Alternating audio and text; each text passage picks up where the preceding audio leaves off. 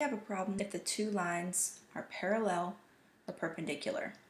And we're looking at the lines y is equal to -3 and x is equal to -6. So the first thing I would do is to draw a coordinate axis and to label 1, 2, 3, 4, 5, 6, 1, 2, 3, 4, 5, 6, 1, 2, 3, 4, 5, 6, and 1, 2, 3, 4, 5, 6. I did 6 because that's my largest number.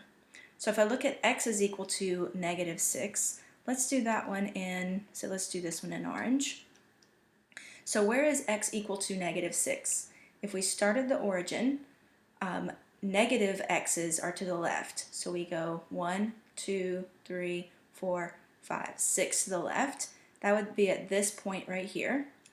And if we move left or right, we would change our x value. So we can't do that to draw our line, but what we can do is move up or down. And all of this line is where x is equal to -6. To find the line y is equal to -3, let's take this color and we'll do y is equal to -3. So if we start at the origin, and since y is negative, we'll go down. We'll go 1, 2, 3 down. It would be at this point. If we move up or down for y, the value of y would change. So we can't move up or down, but we can move right or left for the value of y to still be -3. So let's look. If the lines are parallel, that means they go beside each other and never touch, like this. But if lines are perpendicular, then they cross at 90-degree angles. So these two lines, they cross at 90-degree angles, so they would be perpendicular. So I hope this homework help video was helpful for you. If it was, please leave me a like and subscribe to my channel for more homework help videos.